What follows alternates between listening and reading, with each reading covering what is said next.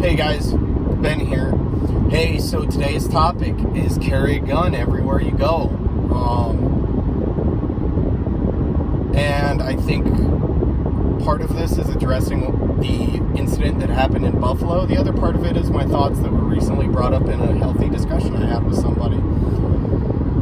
So, I carry a full-size handgun with me everywhere I go. Whether it be my XR920, or whether it be my Glock 45, or a Glock 19, which some of you wouldn't call a Glock 19 a full-size handgun. Yes, it's a compact handgun, but whatever. I don't carry a slimline single stack, or like a 365 XL, or any of the tiny bullshit subcompacts or anything like that. Anyways, but I'm looking at a few, to buy a few. And I'll do reviews on those once I buy them, in particular the P2000 SK. My local gun store has one. I'm really interested in it. I might buy it. If you guys have any comments on the P2000 SK, leave them in the comments section. Tell me what P2000 SKs are like, or the P2000 in general. Carry your gun everywhere you go. Why do I say this? Look what just happened in Buffalo, and in California, and in Texas a couple days ago. It was Dallas. Right?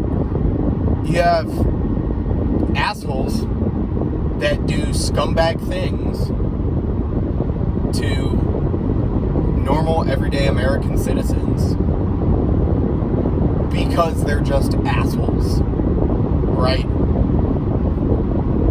And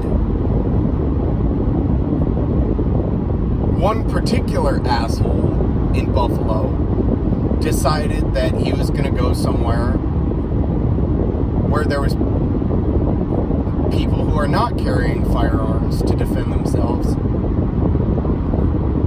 And he specifically stated in an asshole manifesto that he wrote about how he's such an asshole. Because I'm not going to get into what it covers, because it doesn't matter, because he's just a scumbag. Anyways, he basically wrote something along the lines of, I'm going to do this in Buffalo, New York, because of the magazine restrictions, the gun restrictions, the assault weapons bans, and because he knew nobody would be shooting back at him, okay? So here's a big thing, right? I've worked corrections for a number of years, and I've talked to a lot of inmates that have committed armed robberies, larceny, homicide, sexual assault, battery, a lot of violent crimes, okay? And this is just anecdotal, but a lot of times when I talk to them, they say something along the lines of, if my victim had a gun, I would have chosen a different victim, right? I'm a big proponent of women carrying guns, because guns are the great equalizer. I am 5'11", 175 pounds, 180 on a bad day, right? So if you're a 100-pound woman at 5 foot, I've got 80 pounds on her and a foot of height, right? That's an extremely uneven fight, okay? But you know what makes that fight even? Is a gun, right? Jiu-jitsu and combatives only get you so far, right? A knife only gets you so far. Baton and OC only gets you so far. And OC, ladies, if you carry OC, make sure you carry a gun too, because I know of quite a few people. It's not uncommon for a lot of people to be immune or resistant to OC, especially if they eat a lot of spicy food. They're just naturally resistant to it, and it doesn't fucking work. And you spray them, and you're like, shit, now I'm gonna get covered in OC. So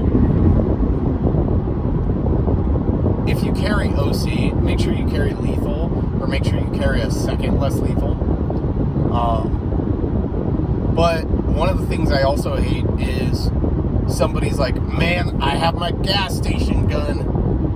Well, why are you carrying a Ruger LCP and 380 to a gas station when you're going from your house to the gas station or the corner store and back to your house? Why don't you just leave your gun on you throughout the day? Oh, well, I have kids and my family and da-da-da. Who gives a shit, dude? Carry your gun every single minute that you are awake and physically and mentally able to carry your gun. Okay? So, me, from the minute that I wake up, within 5 minutes, my gun is on. Okay? It's not until about 5 minutes before I go to sleep that my gun goes on my bedside table. Even if I'm chilling out on the couch or relaxing or, just doing laundry or something like that, right? I still have my gun on me, on my belt. It does not come off. I don't leave guns around the house. I don't subscribe to this. I don't need to carry a gun while I'm at home, right? I've seen too many home invasions where people have to type in the code to a safe and all that dumb shit. Like, okay, if you have a kid, and I don't have kids, but explain to them, you might have to sit down and have a talk with them about when they can and can't touch their parent, right? Or if you carry appendix, why you never, why they can never, give you a hug directly over your appendix, or why maybe, you don't allow them to, be on your right side if you carry 3 o'clock, right?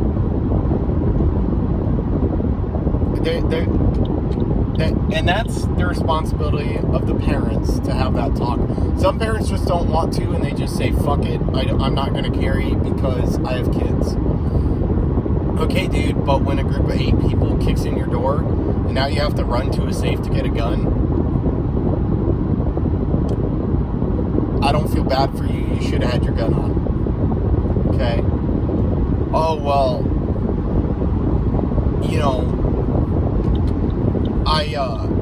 I don't like having my gun on when I'm folding the laundry or whatever. Why?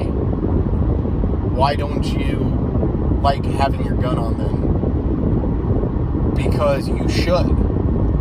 Because, let's say you work overnights, right?